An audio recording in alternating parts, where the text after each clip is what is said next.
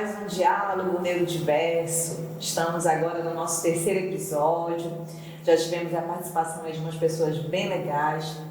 Nosso conteúdo continua no YouTube. Continue lá participando, seguindo, curtindo a gente, comentando também. É importante a sua opinião para a gente poder dar continuidade e ver se a gente está fazendo um bom trabalho, se a gente pode convidar outras pessoas também. Hoje nós iremos dar continuidade no nosso diálogo com uma pessoa que eu conheci, assim, eu tenho bastante tempo, né, que eu já via lá pela clínica, mas a partir de 2020, 2021, por aí, não foi? 21, 19, na avaliação da... A Vitória? Foi 2019. 2019 foi que nós tivemos maior contato. E desde então, a gente vem aí tendo uma relação profissional, porque ele era cliente da nossa clínica. E então a gente vem acompanhando essa história aí. Eu tive também a oportunidade de acompanhar a investigação diagnóstica do Marcos. Marcos, seja muito bem-vindo. Obrigada por ter aceito o nosso convite, tá? Para mim é uma honra ter você aqui com a gente, para a gente conversar, porque eu não me canso de contar a tua história por aí. E agora eu queria que você tivesse a oportunidade também de contar um pouquinho, de compartilhar, porque eu acredito que uma das maiores dúvidas das famílias, né, quando tem uma criança autista em casa, é sobre o futuro, né? Como que vai ser o futuro? Como que vai ser os estudos? Será que meu filho, minha filha vai construir uma família, né? Vai ter autonomia? E é tudo isso hoje que tu acaba partilhando um pouco da tua história, não é isso? É isso. Boa noite, doutora Deonise. Obrigado pelo convite. O processo de investigação, num primeiro momento, ele foi quase que descartado. Quando as terapeutas da Vitória, lhe incluindo nesse rol, sinalizaram que haviam características do espectro autista no meu comportamento, em detalhes no comportamento ali da recepção, nas devolutivas do final de terapias, de sessões. A primeira pergunta que eu me fiz é: que diferença isso vai fazer para a minha vida a essa altura? E realmente naquele momento eu não via um motivo para eu investigar. Até porque já estava com a minha vida caminhando e não faria muita diferença ali. Só que aquilo ficou martelando na minha cabeça, como muitas coisas ficaram no decorrer da minha vida inteira. E eu até brinquei, né? Eu disse: doutora, vamos investigar para quê? Eu disse: não, para tirar dúvida, né? Para a gente saber o que está acontecendo. Eu disse: doutora, mas se a dúvida é sua, a senhora faz as sessões aí, paga as sessões para mim, porque é uma dúvida que eu não tenho.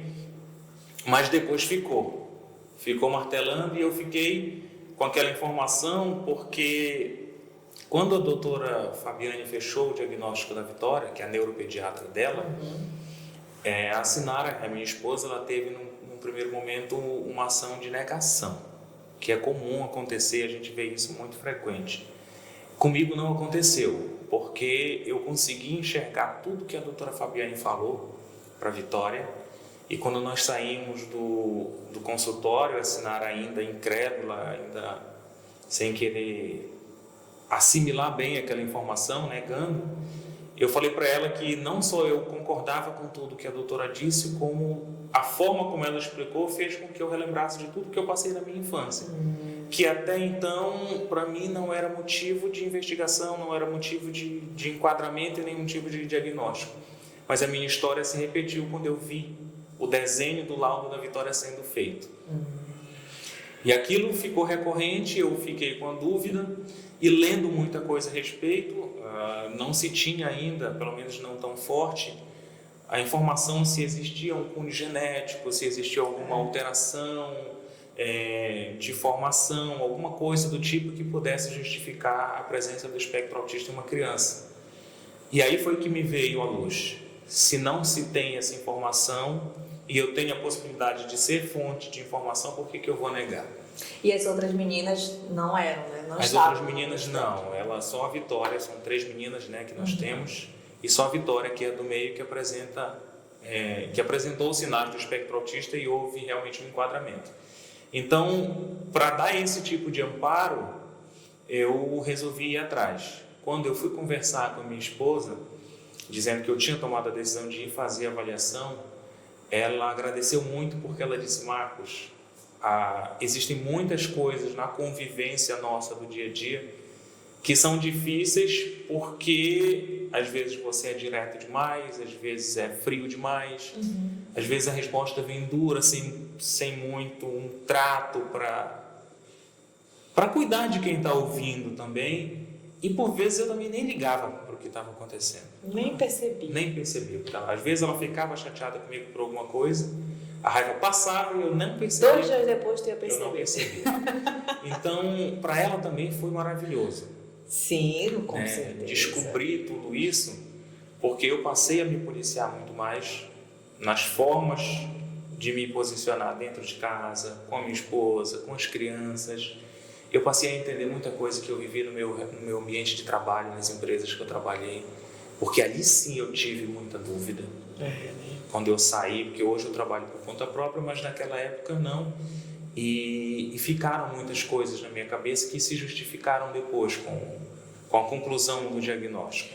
Marcos, mas em algum momento na tua vida e na tua existência, tu se sentias diferente ou atípico? O atípico, por uma expressão relativamente nova, né? Mas vamos colocar diferente. Diferente desde sempre. Eu não tenho nenhuma lembrança da minha primeira infância. Absolutamente nada diante de eu fazer 6 anos de idade. Então, eu só lembro de quando eu comecei a estudar na primeira série. Era a primeira série, hoje é o primeiro ano. E com 2 semanas de aula eu sabia ler e escrever. E eu sempre contei essa história dizendo que eu nunca tinha pisado numa sala de aula antes. E depois, no processo de investigação do TEA, foi que numa sessão com um psiquiatra, a minha mãe foi convidada a falar sobre a minha primeira infância e ela trouxe informações que eu não tinha conhecimento. Então, ela falou que eu só andava na ponta do pé quando eu era criança. Ela nunca tinha me dito isso. Ela falou que eu não falava, eu fui falar tardiamente, eu fui falar já praticamente com 3 anos e um pouquinho. Nossa. Eu não sabia que eu tinha tido atraso na fala. Eu não falava com as pessoas, eu só falava com a minha mãe, e se eu precisasse de alguma coisa, é a minha mãe que tinha que pegar para mim. Se alguém pegasse e trouxesse para mim, eu não recebia o objeto. Tinha que ser das mãos dela. Então, são relatos que ela passou que eu não fazia ideia. E bem característico já, né? Do autismo. Depois a gente vai entendendo. Então, quando eu me recusei a ir no primeiro momento a investigar, é porque eu também não tinha essas informações. E ela sofreu muito. Para mim foi muito doloroso acompanhar aquela sessão, porque no primeiro momento ela nem queria ir. Meu filho, para que a essa altura? E aí eu convenci ela e ela foi, e eu não sabia o que ela ia dizer. Sim. E a parte mais difícil para mim foi quando ela disse que ela olhava para o meu pai e dizia: Everaldo, mas por que esse menino é diferente? Por que ele não fez tal coisa que nem os outros fizeram? Eu sou o mais novo de 4 filhos. Então o parâmetro existia com os mais velhos. Por que ele não anda? Por que ele não fala? Por que ele chora? Por que ele só... Eu ficava no sofá, eu pegava na ponta do sofá e eu ficava caminhando, segurando no sofá até o fim. Aí depois eu voltava e fazia o caminho inverso. Se deixasse, eu ficava 4 horas nesse vai e vem. Já era interativo? Eu não tenho lembrança, é um período lá da minha primeira infância e eu só soube disso porque ela falou na terapia com o psiquiatra. Então ela contou muita coisa que para mim foi difícil de ouvir, principalmente pelo lado dela. Tanto é que ela não me contou a vida inteira sobre isso. Pois é. Foi um bloqueio que ela teve, porque mãe nenhuma quer dizer que seu filho é diferente. Mas ela já percebia, né? Mas ela percebia, os 2 percebiam e nunca me falaram nada. Quando eu comecei a estudar, com 6 anos de idade, 2 semanas depois eu já sabia ler e escrever. E aí, quando a gente chegava em casa e ia ver as tarefas, eu resolvia tudo com uma tranquilidade tremenda.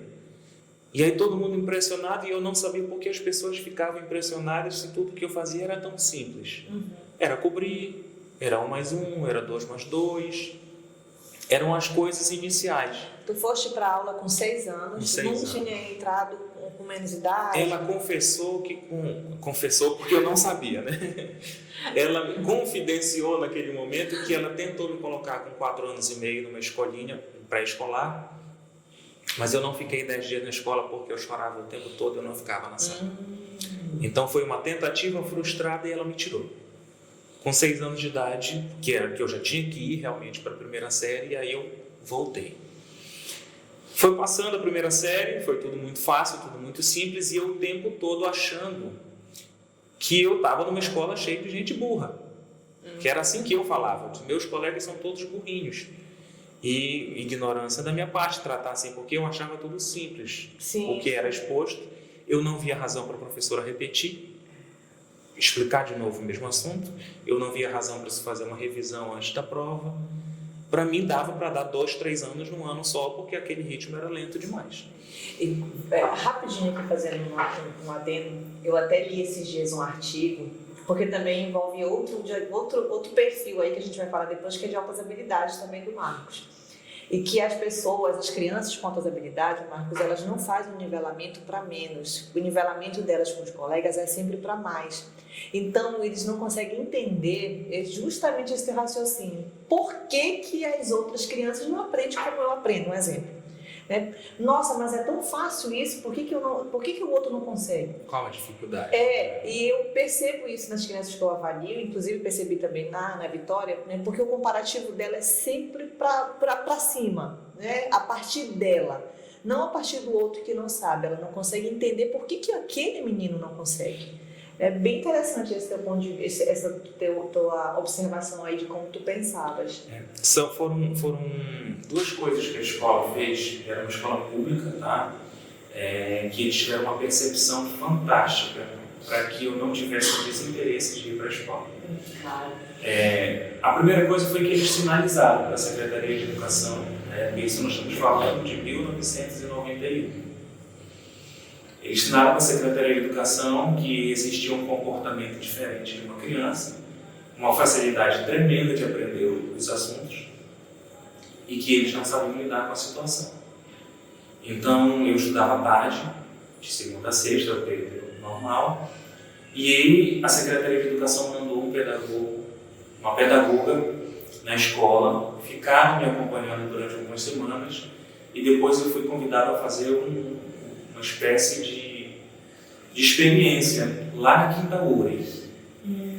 E aí eu fiquei durante 4 anos fazendo o que hoje eu sei que são as terapias. Sem que eles soubessem qual era a minha situação, mas sabendo da minha facilidade de aprendizado, eu com 6 anos já sabia fazer o Tangram numa velocidade absurda. Com 7 anos eu jogava xadrez contra os professores, contra o pedagogo, contra a diretora, contra a minha instrutora, e eles não facilitavam e eu ganhava quase sempre. Hoje eu já não consigo jogar mais xadrez porque eu parei, né? Até com as obrigações de adulto, a cabeça vai cansando e eu fui meio que deixando de lado, mas era tudo muito simples para mim. E aí eles foram testando muitos testes psicológicos, pedagógicos, para testar minha capacidade, e tudo para mim era simples. E até eles lá, que estavam fazendo os testes mais elevados, olhavam um para o outro, franziam a testa, não falavam nada, e eu entendia menos ainda. Então, mas isso me ajudou muito. Foram 4 anos de terapia sem saber o que era. Mas isso me guiou do jeito certo. Sim. E o segundo ponto foi que a escola era um período muito precário em relação à merenda escolar. Não tinha merenda escolar que nem hoje a gente vê numa situação diferente. Então, durante muitos meses do ano, não vinha. E aí, a direção da escola tinha que inventar, tinha que fazer alguma coisa, porque tinha criança que só lanchava na escola.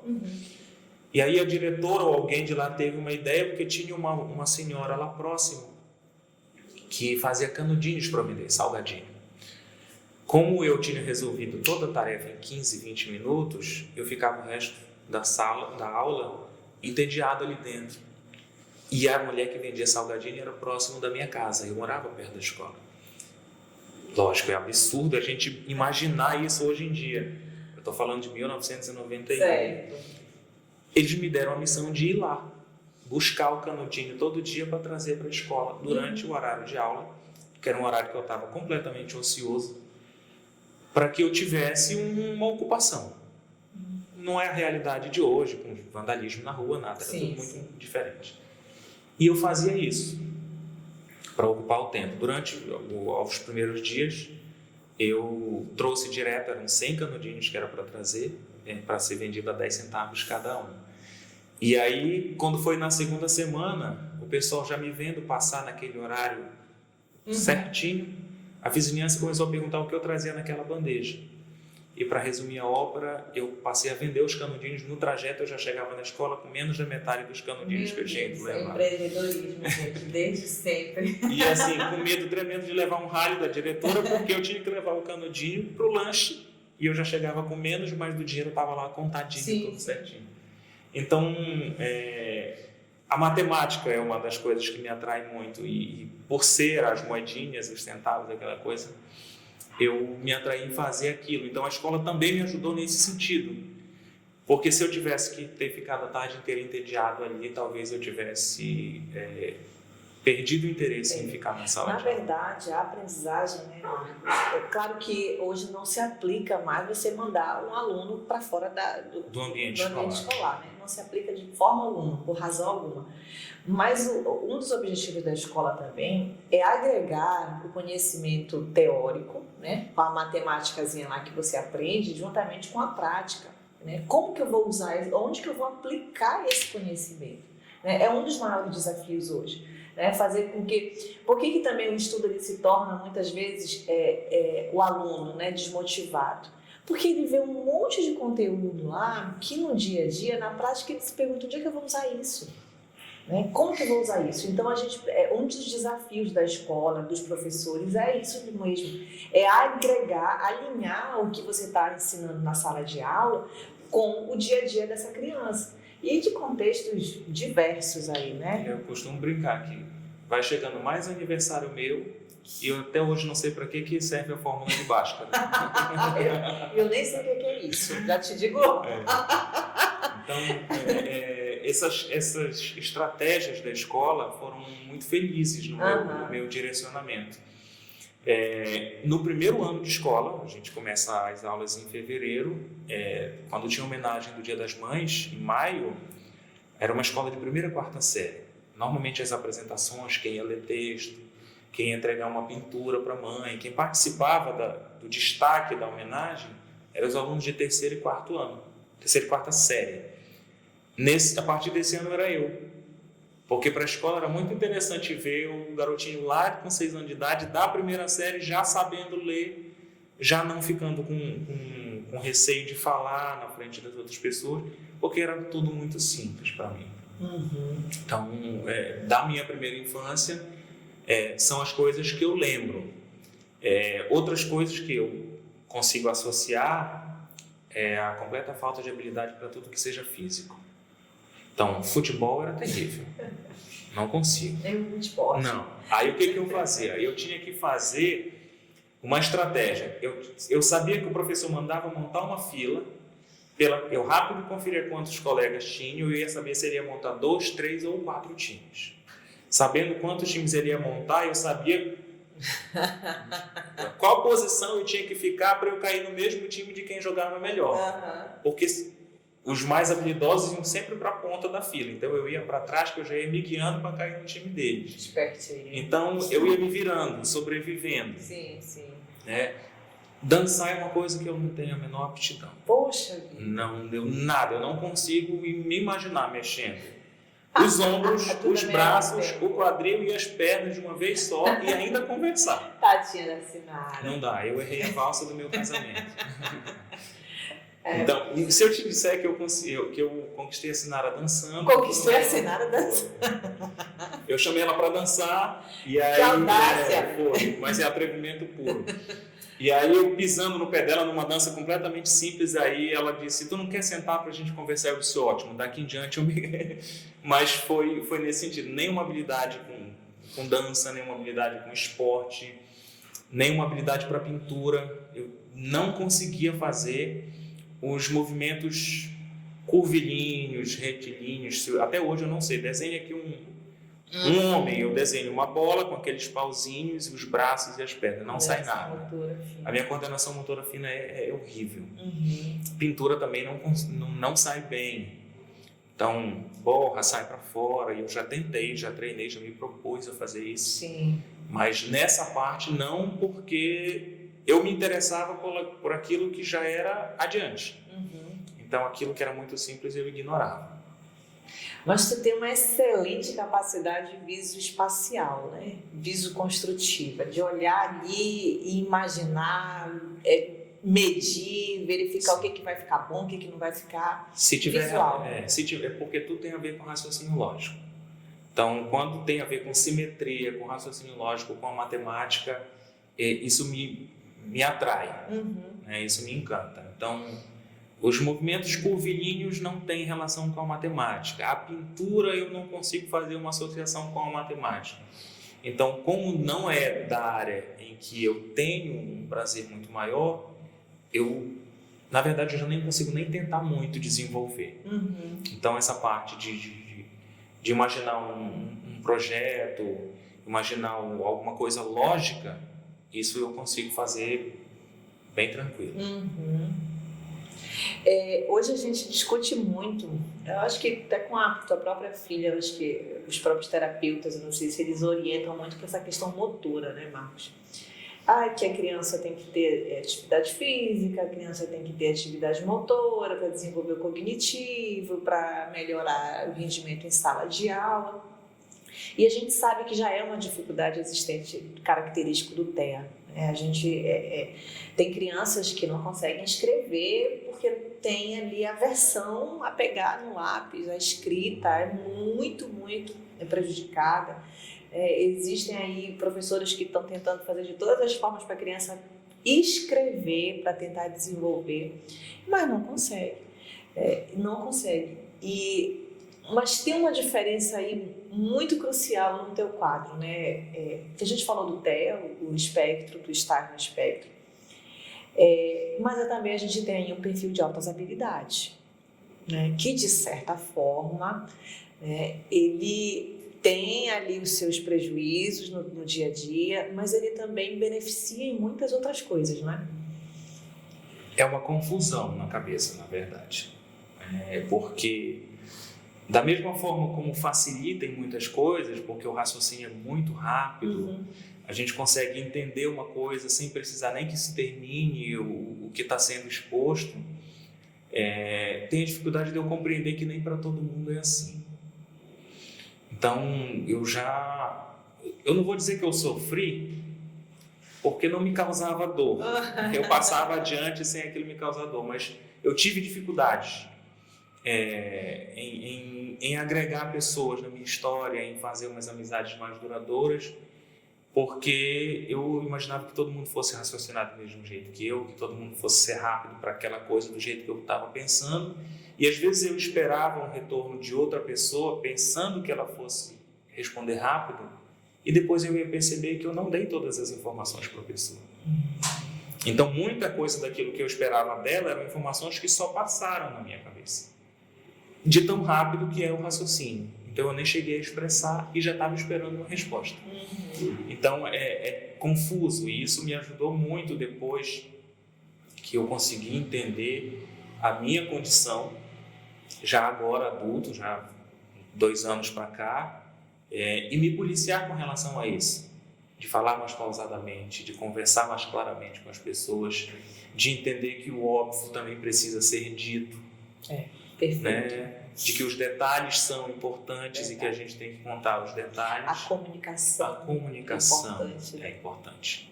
E por muitas vezes eu passei direto por ela, em situações em que a pessoa ficava chateada comigo e eu seguia adiante. Eu já fui uma, gente.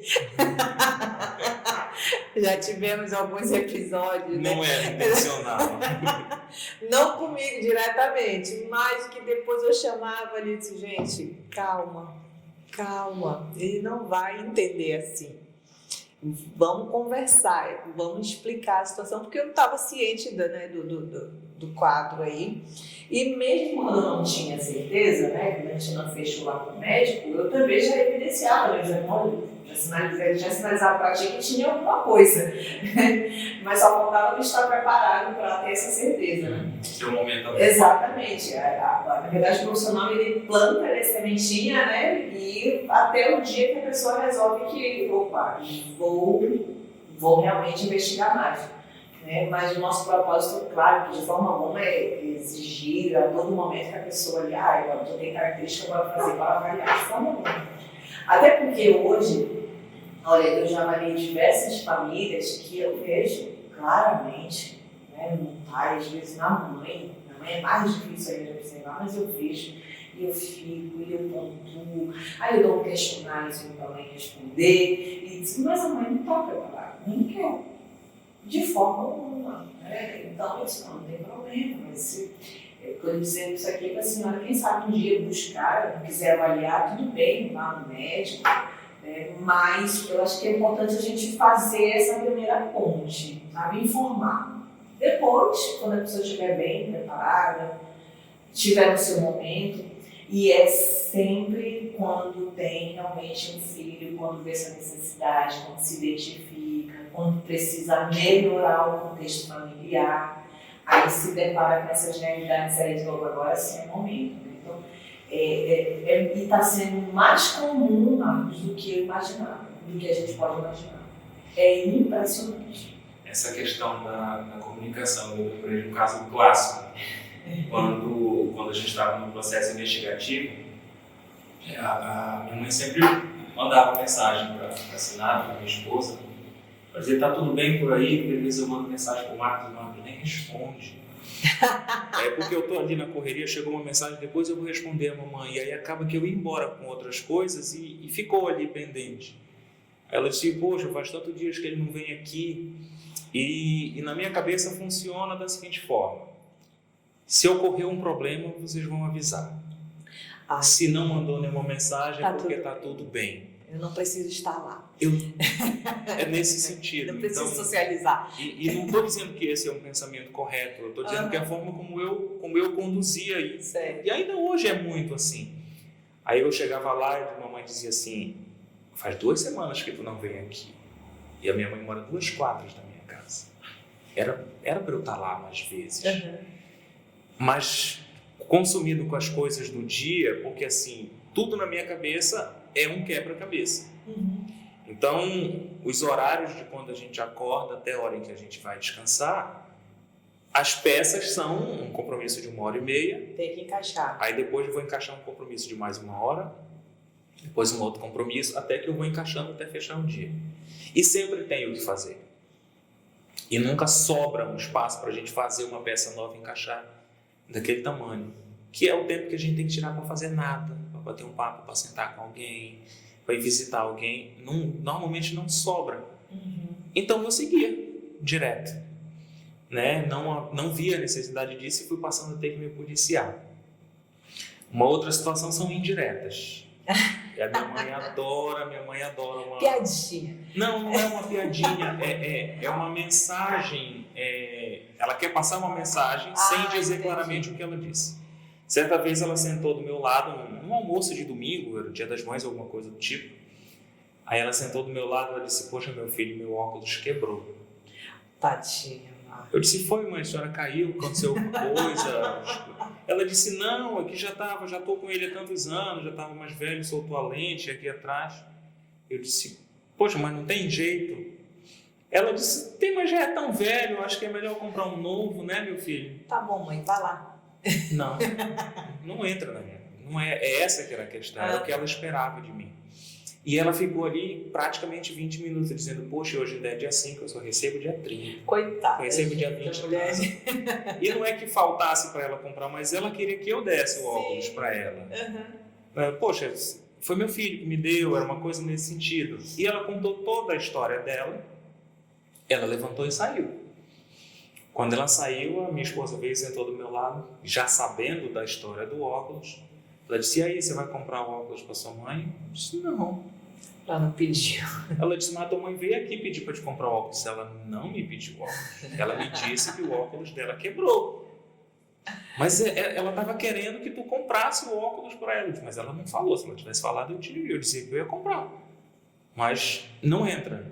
Depois é que eu venho perceber que tinha uma mensagem ali. E eu me deparo com situações dessa até hoje, muitas vezes. Marcos, assim, eu acredito que o que mudou também é assim, tu até não consegue ver sentido nesses nuances da comunicação, né? Mas eu acredito que tu já consegue racionalizar mais e tentar ver alguma coisa nisso tudo. É uma das características. Eu interpreto depois. Exatamente. É uma das características, inclusive conversando com um psiquiatra, né? Ele até a gente conversando, ele falou assim, não, é que o autista adulto, ele é tão programado que ele programa também para olhar para essa situação e dizer o que a outra pessoa faria? A outra pessoa também é rir? Ou a outra pessoa, será que ele está dizendo isso?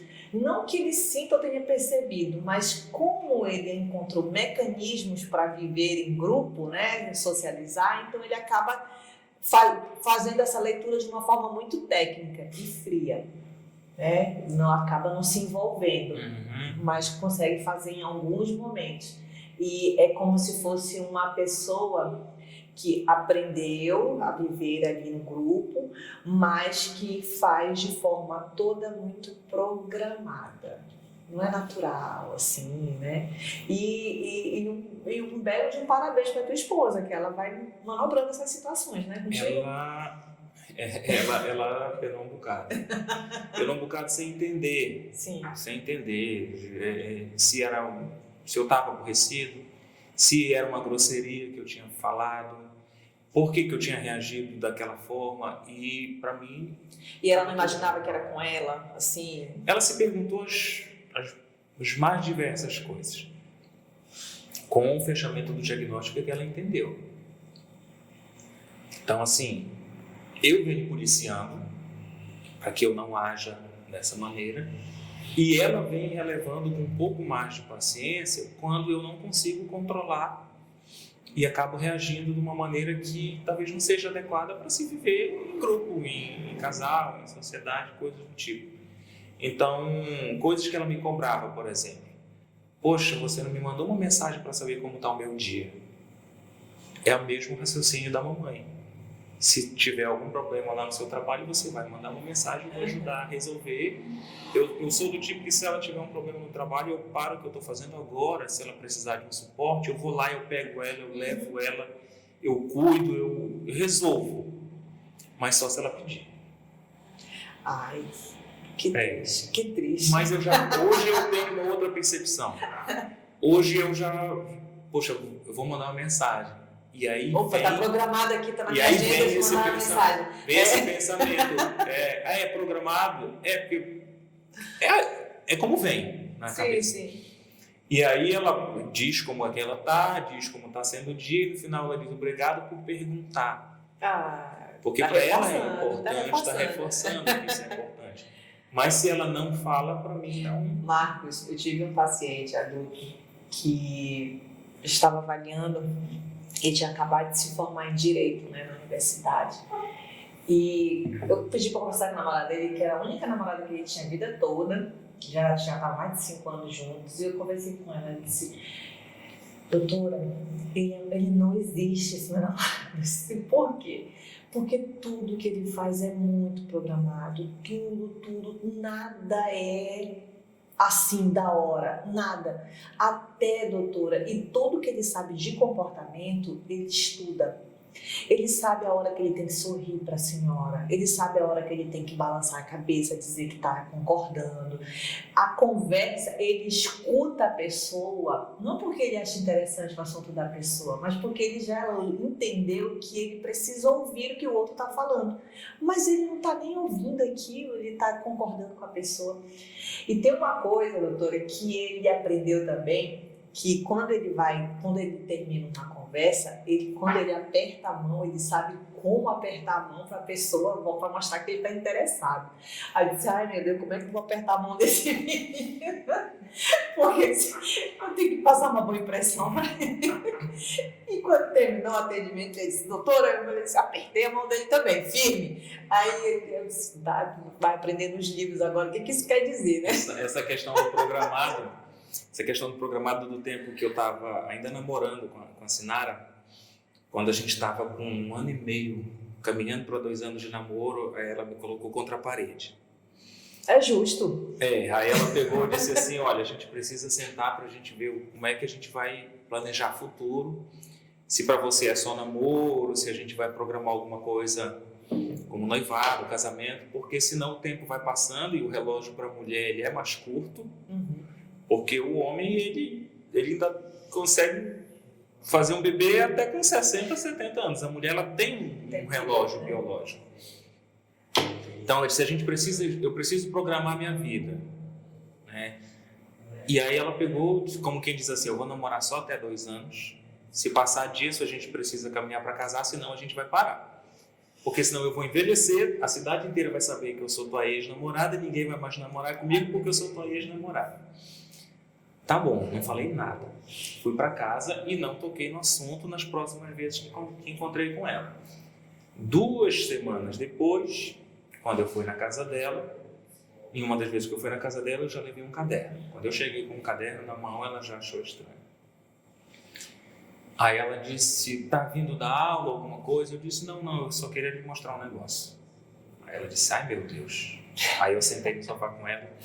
Aí eu tinha mostrado, eu disse, olha, pra gente casar, nós vamos ter que comprar uma casa, porque eu não quero morar de aluguel. Eu já fui ali, já pesquisei em tais lugares, eu achei uma casa que custa tanto. É uma casa bem feinha, mas a gente consegue reformar ela e deixar em condições de a gente morar.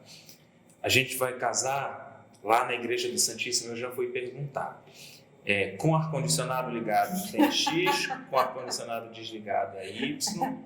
Tem data mais ou menos no dia tal, a gente consegue fazer uma recepção para tantos convidados. Já peguei um orçamento em 3 buffets e fui entregando tudo montado para ela. Tá aqui. Aí ela disse, ela tomou um choque no primeiro momento e no final eu ainda disse assim, eu vendo meu carro, você vende a sua moto, a gente junta tudo para comprar casa, a margem de consignado no meu contra-cheque é X, dá para emprestar tanto, você consegue emprestar tanto lá no seu banco, a gente junta tudo, faz isso aqui e vamos ter que passar pelo menos 1 ano sem sair de casa, jantando só com o que a gente comprou do supermercado. Nada de restaurante, nada de passeio, nada de nada. Só em casa, vivendo do que a gente tem lá. Ela pegou, olhou para mim assim, ela disse, tu tem certeza disso? Eu disse, foi você que me propôs. Tadinha. Então, assim, é desse jeito que foi e é desse jeito que funciona. Aconteceu alguma coisa, tem solução? Não adianta se desesperar porque tem solução. Aconteceu alguma coisa, não tem solução, eu não vou me desesperar porque não tem solução. Mas, Marcos, funciona isso mesmo com as crianças? Porque são crianças. A questão tem imprevistos, tem... a questão, por exemplo, criança é muito emergência, é saúde, é hospital. Então, esse tipo de coisa não tem como prever. Sim. Então, como eu falei antes, eu paro o que eu estiver fazendo para dar esse suporte, porque a coisa mais importante para mim hoje são as minhas meninas. Sim. São as 3 e mais a mãe. As 4. Né, que é a minha esposa. Então, o que precisar delas, para cuidar de coisa delas, eu pago o que eu estou fazendo. Sim. Fazer. Até porque o meu trabalho te Me permite. Na verdade, eu abri mão de uma carreira que me engessava às 8 horas por dia, para que eu pudesse ter essa autonomia de cuidar delas. Sim. Apesar de que quando eu abri mão da carreira ainda não eram todas, que a Maria Flor nasceu depois. Então, para elas, eu cuido das exceções, mas com os compromissos que elas têm horário, eu sou rigoroso. Então, se elas têm um compromisso às 14, 13h45 elas têm que estar arrumadas. Ah, meu Deus. Se elas não tiverem arrumadas, eu começo a me aborrecer. E outrora, eu ficaria muito chateado. Sim, hoje já veio. Hoje, em função de eu estar trabalhando nisso, eu já consigo me controlar. Sim.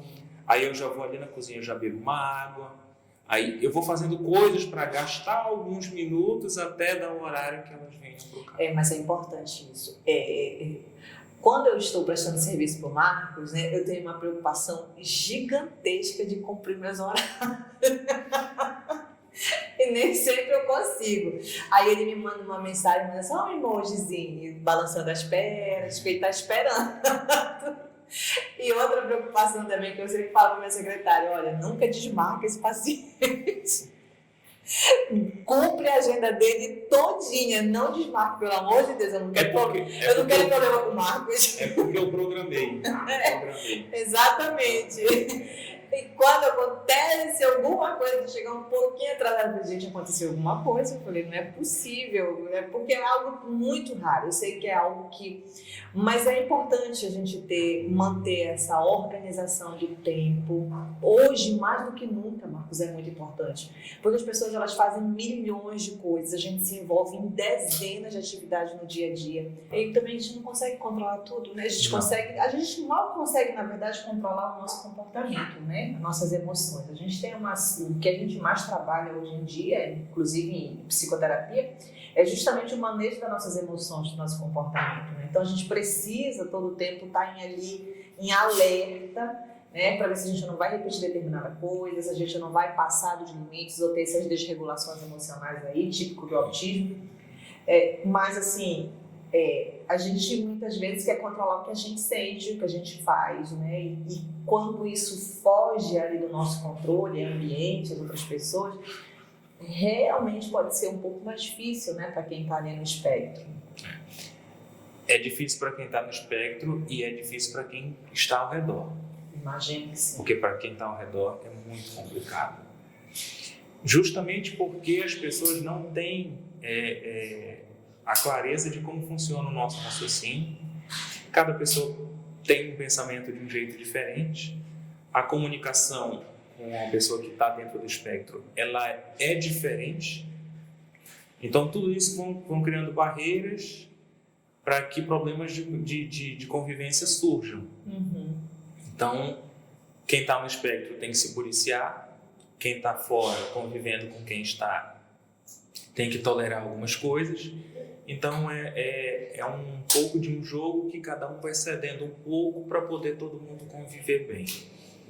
Mas é muito difícil para os dois lados. Tu teve dificuldade em falar sobre ser autista? Não, eu não tive essa dificuldade porque... O que acontece? A Vitória foi diagnosticada autista com 5 anos, em 2019. Ali eu entendi que eu estava dentro. Naquele momento, eu entendi que eu era.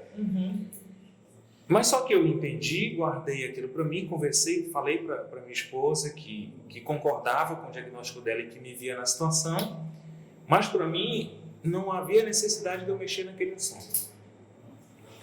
De lá até eu fechar ser fechado o meu diagnóstico, se passaram 2 anos. Então deu tempo de eu assimilar muita coisa. E como eu sou uma pessoa que eu até falo bastante, porque normalmente o autista tem dificuldade de se expressar, mas eu tenho a condição das altas habilidades, que eu fui treinado para falar muito, né? E eu tenho um sangue de vendedor nas veias, né, da minha família, meus tios, meu avô. Então a comunicação, ela é presente de um jeito diferente, mas ela é presente. Então falar sobre qualquer coisa, sobre qualquer assunto, para mim nunca foi difícil. E falar sobre mim foi mais fácil ainda, porque ninguém me conhece melhor do que eu mesmo. Então tem coisas que só passam na minha cabeça e ninguém tem acesso. Então, se é para falar de mim, é o meu campo. Sim, sim. É o meu lugar de fala, como é moda agora dizer, né? Mas é mais por isso, porque eu também falo demais. Eu acho muito interessante, Marcos, assim, eu na verdade eu já admirava a questão ali da família, né, da configuração familiar. Por quê? Porque em clínica é muito difícil a gente ver os pais levando crianças para terapia. Não é raro, muito raro. Isso eu falo desses anos aí que eu estive na clínica. E se a gente for contabilizar aqui, o pai que a gente encontrava na recepção era raríssimo, né? E a gente sempre te via. Claro, quando solicitava a presença da mãe também estava presente, né?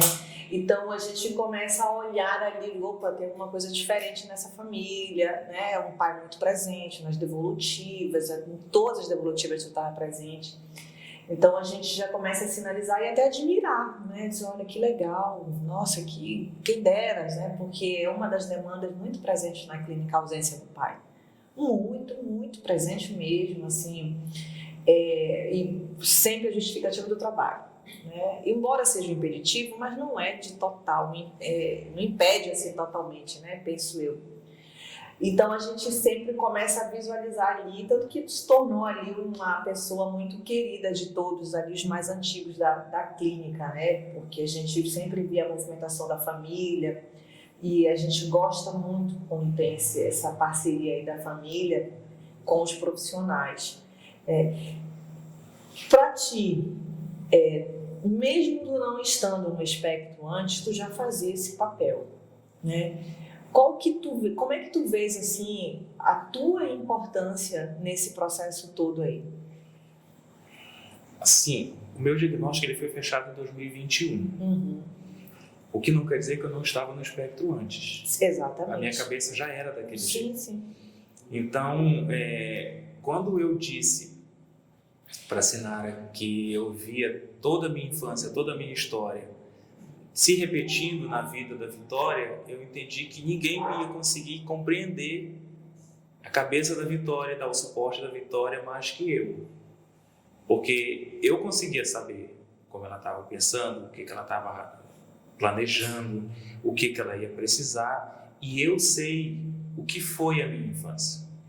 Porque eu não brinquei, eu não corri, eu não pulei, porque eu estudava de segunda a sexta à tarde e eu ia fazer as terapias na quinta-feira de segunda a quinta de manhã. Então eu só tinha sexta-feira de manhã para brincar. E o final de semana, e nem sempre no final de semana dava para brincar. Então foi tentando fazer a melhor forma para ela de acompanhamento que eu abracei e assumi isso daí. A Sinara sempre também que pode, participa, sempre está junto, mas eu digo, não, isso daqui é para eu conduzir, porque foi um filme que eu já tinha assistido e que só eu sabia o caminho dele. Então, para mim, era uma obrigação que eu tinha de fazer com que ela tivesse um suporte tão bom ou melhor do que o que foi o meu, porque hoje a gente tem condições de ter, além de plano de saúde, uma estrutura médica, tem muito mais conhecimento da causa do que o que você tinha na minha época. Então, eu tinha que fazer isso. Verdade. Muito bom a gente ver assim, esses exemplos, esses casos e a gente compartilhar isso, né? É muito importante porque existem muitas famílias ainda muito perdidas, né? Muito desorientadas, muitas famílias assim que a mãe ainda é sozinha, um esteio emocional, de verdade. E cada vez mais, Marcos, a gente vem encontrando nas famílias um caso, 2 casos de autismo na infância. Então, assim, é um número assustador e que nós que estamos aqui nesse meio, a gente precisa fazer alguma coisa, né, que seja no sentido de orientação. Então, eu sempre te cito muito, peço até licença, porque eu sempre te cito muito como realmente um exemplo. Diz, olha, tem um fulano, ele é autista. Porque depois, a gente fez umas postagens na época, parece que tu fez na época comigo no Instagram, e várias pessoas me procuraram, né, adultos. Disse, não, é porque eu tenho vergonha, eu tenho medo, eu não sei como é que vai ser, porque eu trabalho, como é que as pessoas vão olhar para mim depois sabendo que eu sou autista. Então, mesmo tendo a presença do autismo em casa. Porque eu sei como meu filho sofre, eu não quero sofrer a mesma coisa, eu não quero passar por isso, então eu prefiro ficar sem saber como é que é. Então, por isso que eu queria muito que tu enfatizasse a importância do que foi o diagnóstico para ti na vida adulta. Porque eu posso dizer eu posso perfeitamente dizer assim, qual a minha importância, né, como profissional, mas a importância de vida, do que tu sentes, é só tu. E é só a pessoa que está no espectro que pode sentir tudo isso. Quando eu tive a oportunidade de participar ano passado de uma sessão na Câmara sobre eu lembro. O Dia Internacional, né, de Conscientização do Autismo, foi colocada a situação de uma criança lá em que a criança ela recebeu da professora, ela ouviu da professora um comentário de que ela não ia conseguir ser nada na vida porque ela tinha as limitações dela. E é uma coisa que eu carrego comigo é que eu vou ser tudo aquilo que eu me propor a fazer. É lógico que eu não vou me propor a fazer coisas que eu sei que são absurdas para mim, né? Eu não tenho nenhuma aspiração de virar astronauta com quase 40 anos de idade, não vai rolar. Então, mas aquilo que eu sei que é para mim, eu sei que eu consigo fazer. Então, ser também uma referência, né, dentro desse tema, ele pode ajudar quem está olhando de fora. Sim. Muita gente já olhou para mim e disse assim, poxa, mas tu nem parece autista. Eu disse, não é para parecer. Perfeito. Não é para parecer. É justamente para a gente tentar... Eu tento o máximo possível estar dentro daquilo que é tido como o comum, o normal. Apesar de que ninguém é normal, né? De perto. Mas eu tento o máximo possível segurar só para mim os meus impulsos. Às vezes, quando eu percebo, eu já falei alguma coisa, né? Às vezes, um dia desse, eu até com um amigo, que eu gosto de tomar uma cerveja São Macarro. Aí ele, cuidando lá do fogo, ele tomou cerveja e ele disse, poxa, essa desceu feito água, que é um linguajar comum para dizer que foi tão saborosa, tão prazerosa, sim. Que nem um copo de água.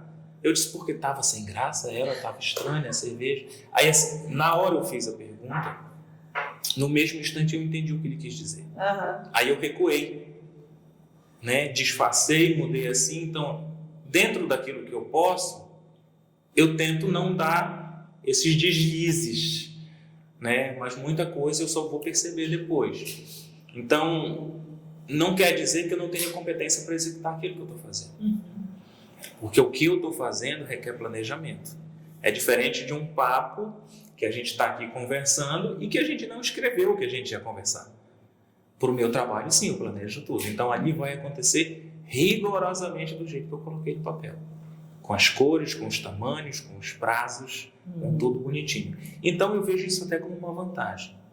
Porque hoje em dia, quando você vai em algum lugar comprar, a pessoa diz assim, deixa seu número, depois eu te retorno.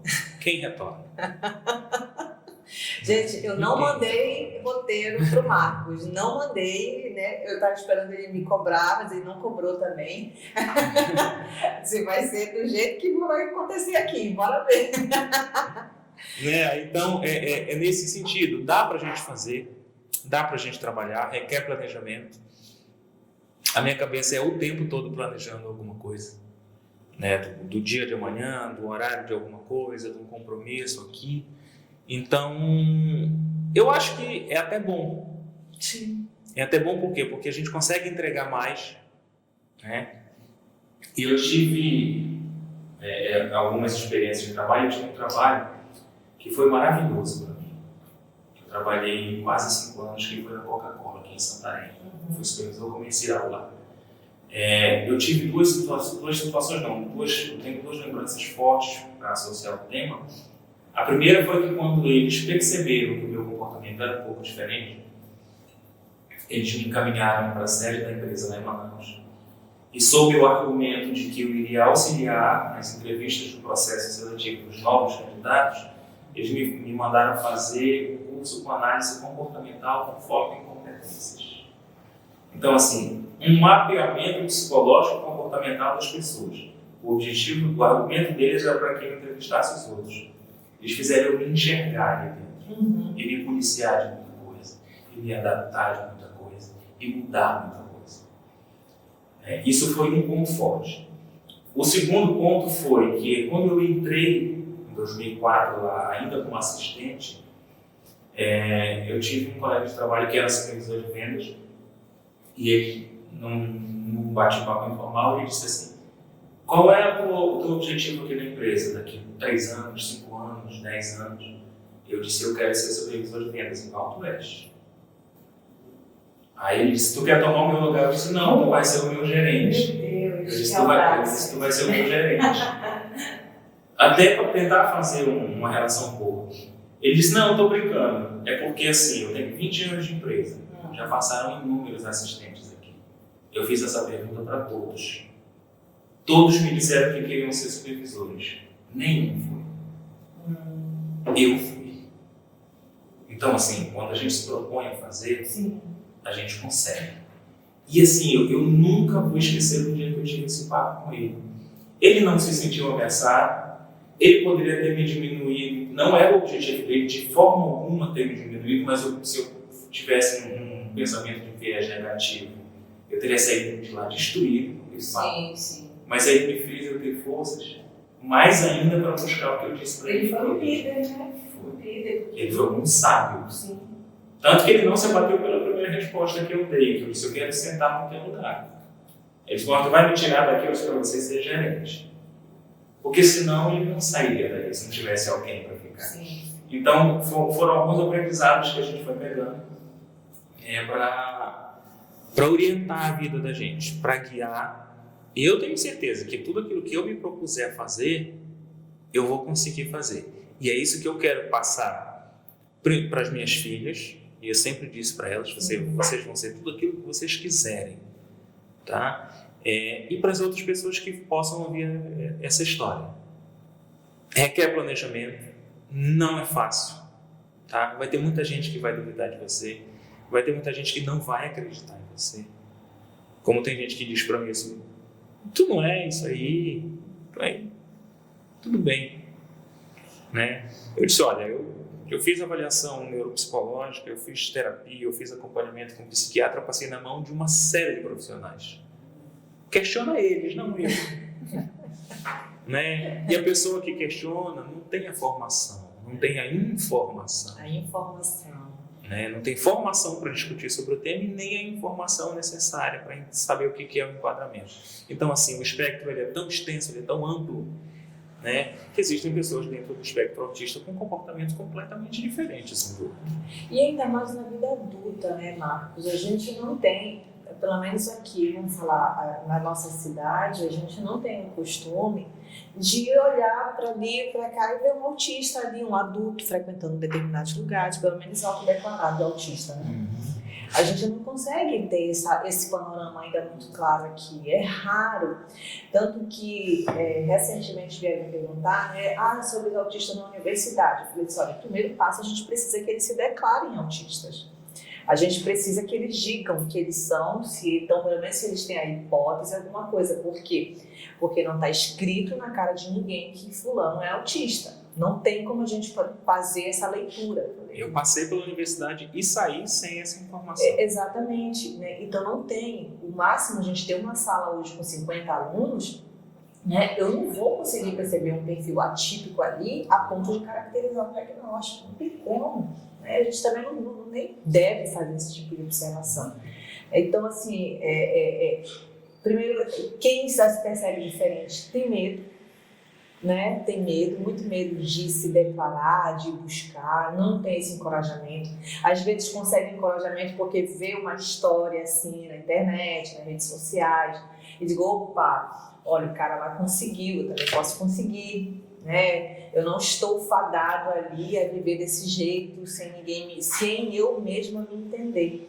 Então, por isso que é importante que a gente faça esse tipo de conscientização, né? Nunca é o bastante. Nunca é o bastante. E nunca é definitivo, né? Porque mesmo que a pessoa tente, e não quer dizer que eu não tive dificuldade, que não quer dizer que eu consegui tudo. E não quer dizer que não vai ter ainda, né? Não quer dizer que eu consegui tudo que eu quis na vida, porque não foi assim. Não foram flores o tempo inteiro, foi muito difícil. Mas a gente vai ajustando o plano também. A gente vai aprendendo a fazer esse tipo de ajuste, de conciliação.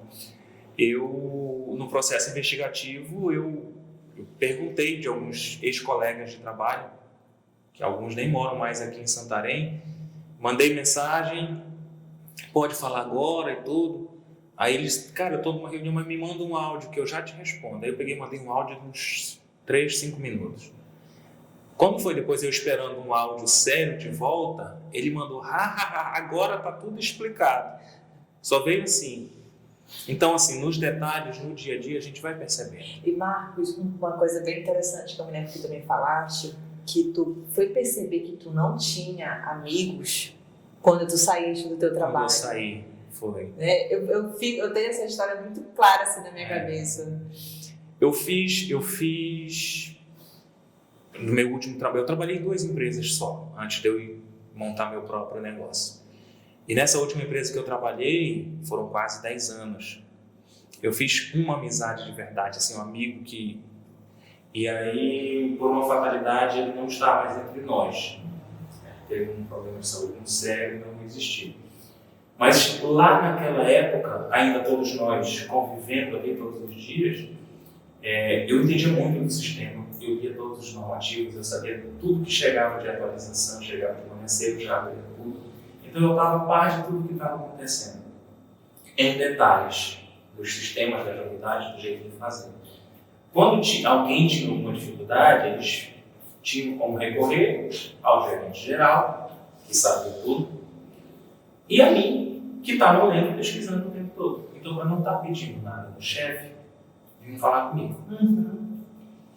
E eu quando precisavam de mim, quando precisavam de uma orientação. E sentava aqui do meu lado, eu parava o que estava fazendo e passava 2 horas explicando tudo. Com detalhes, ensinava a fazer tudo. Dava o horário de sair. E aí, era uma sexta-feira, por exemplo. Terminou a hora de sair, a pessoa que estava comigo virava para quem está lá atrás e convidava. Bora lá para um mascotinho, tomar uma cerveja, ou comer uma batata frita, alguma coisa. E eu estava bem aqui, ajudando a pessoa com aquilo que ela estava precisando. Talvez, hoje a explicação que eu tenho é por quê? Porque talvez o papo não fosse interessante, talvez o sorriso não viesse de uma maneira espontânea. Então, no ambiente de trabalho a gente é obrigado a conviver, mas fora do ambiente de trabalho eles não eram obrigados a conviver. Exato. Então não me chamavam. Eu, quando eu saí da empresa, já existia o WhatsApp. Vai ficando velho que a gente percebe que antes e depois do WhatsApp. Então já existia o WhatsApp. Meu desligamento ocorreu no final da tarde. Eu me despedi do grupo da empresa e saí. Logo depois eu fui olhar minha agenda, as fotos foram sumindo. As pessoas foram apagando meu contato. Porque elas não precisavam mais do que eu estava ali oferecendo para elas o tempo inteiro. Aquilo doeu em mim? Não doeu. Mas me deixou uma interrogação. Sim. Ela ficava dúvida. Eu até conversando com a minha esposa, eu disse, eu só não entendo por que isso acontece.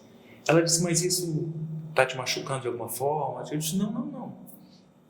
Segue normal, está tudo bem.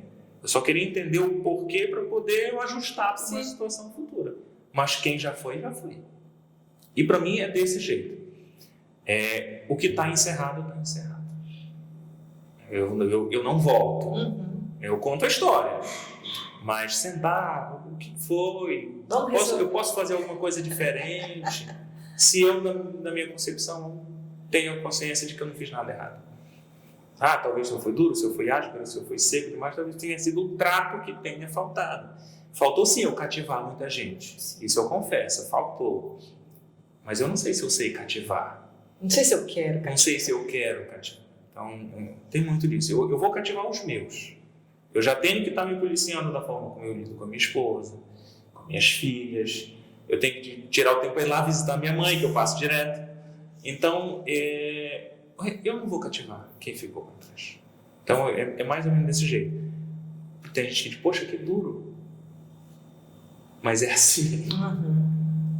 Então, eu lidei bem com essa situação. Não passou despercebido, eu não fingi que ela não aconteceu, mas ela não me causou nenhum sofrimento. Hoje eu cuido de quem está. Sim. De quem está eu tento cuidar um pouco melhor. Sim. De quem já foi, já foi. Vai aprimorando, né, as relações. Marcos, o que tu deixaria hoje aqui para nós, né, para o público? Tu sabe que o meu público, a sua grande maioria são famílias, né, são mães, são pais, são pessoas que sempre mantêm o contato comigo por alguma dúvida, por algum afeto que ficou, alguma coisa que a gente consegue nutrir ainda. O que tu deixaria assim como mensagem diante desse quadro que a gente vivencia, não vou falar em nível nacional não, nível de Santarém mesmo, sabe, de município, relacionado à saúde, relacionado à educação, e o que os pais, né, o que eles podem fazer para assumir realmente ali as responsabilidades sobre um quadro de uma pessoa, de uma criança autista em casa. É amplo, porque a questão de saúde, hoje a gente já tem um suporte, né, dentro do próprio município. Sim. Que foi também uma das bandeiras que a gente levantou na sessão que eu falei no ano passado na Câmara, que é o CAPS, CAPS-I, Sim. Eu chamo de CAPS, me habituei, que é para dar esse suporte infanto-juvenil para crianças do espectro e de diversos outros diagnósticos. Então, se a pessoa não tem plano de saúde, existe realmente um centro muito eficiente, né, que fica ali na Silva Jardim, próximo da Borges Real. Então, procure um apoio lá. Se você tem condições de ter um plano de saúde, procure terapeutas melhores. Se você tem condições de pagar particular, você tem terapeutas também muito bons. Tá? Em Santarém tem gente muito boa. Minha filha faz terapia, já vai fazer 5 anos, de forma ininterrupta, mas ela faz fono, por exemplo, desde os 2 anos de idade. E hoje ela está no melhor estágio da vida dela. Sim. De todo o desenvolvimento dela, emocional, psicológico, escolar, tudo ela está no melhor estágio da vida dela, graças a um trabalho incansável que a gente fez durante esse período todo. Então, é um trabalho de suporte que a gente tem que fazer e entendendo o que é melhor para ela. Com relação a outros aspectos que não da saúde, o meu pensamento é: por que eu trabalho? Por que eu saio de casa todo dia? Em busca de quê? Eu saio de casa todo dia em busca de eu dar a melhor condição para minhas filhas viverem e terem um conforto, uma qualidade de vida, experiências, porque nem tudo é dinheiro. Porque o pai ele pode ter o dinheiro que for no mundo, mas se não foi ele que estava lá segurando a bicicletinha dela quando ela aprendeu a andar sem rodinha, ele perdeu muita coisa. Se não foi ele que estava lá para tirar o dente de leite, ele perdeu muita coisa. Se ele não estava lá para receber o boletim que ela trouxe, toda feliz, ele perdeu muita coisa. Então não é dinheiro. Tá? É um objetivo maior que o dinheiro ajuda muito, muito, ele faz muita diferença. Mas eu trabalho por causa delas. Sim. Então, quando eu digo que eu não tenho tempo para cuidar das minhas filhas, quando eu não participo de uma reunião de escola com as minhas filhas, quando eu não vou numa devolutiva, numa terapia com as minhas filhas, quando eu não espero a minha filha terminar de contar uma história, eu estou fazendo tudo o inverso. Eu estou saindo de casa para trabalhar por causa delas e estou deixando elas de lado por causa do trabalho. Então eu acho que o equilíbrio é fundamental. Você ter o tempo para trabalhar, que é importante. Sim. Você ter um controle financeiro, que é importante. Você ter o seu tempo, que é importante. Mas você ter o tempo para a criança também. Porque para a criança não tem ninguém mais importante no mundo do que o pai e a mãe. Quando a Vitória recebeu o diagnóstico aos 5 anos, ela passou muito tempo se achando diferente. E ela é diferente. Eu disse para ela que ela é diferente. E ser diferente não é ruim. Quando ela descobriu o meu diagnóstico, ela começou a se achar a pessoa mais importante do mundo. Porque ela disse: na nossa família inteira, só quem é autista sou eu e meu pai. Olha a visão. Então, a forma como a gente vê as coisas. Esse é o recado. A forma como a gente vê as coisas faz toda a diferença. O que a gente precisa fazer, o que tem que ser feito, com a qualidade que tem que ser feito e com o amor que as crianças precisam. Não mais que isso. Simples, né, Marcos? Simples assim. Bom, Marcos, eu quero te agradecer por essa conversa muito clara. Então, Marcos, muito obrigada. Eu agradeço imensamente para todos aqui que estão acompanhando. Continue seguindo a gente, continue curtindo lá, dando... joia, ok? Como é que fala? Não sei. Like. Alguma coisa. Mas assim... porque a gente precisa de vocês também, o nosso conteúdo ganhar mais visibilidade, para a gente também ter mais convidados. E até o próximo Diálogos Neurodiversos. Obrigada, Marcos. Disponha.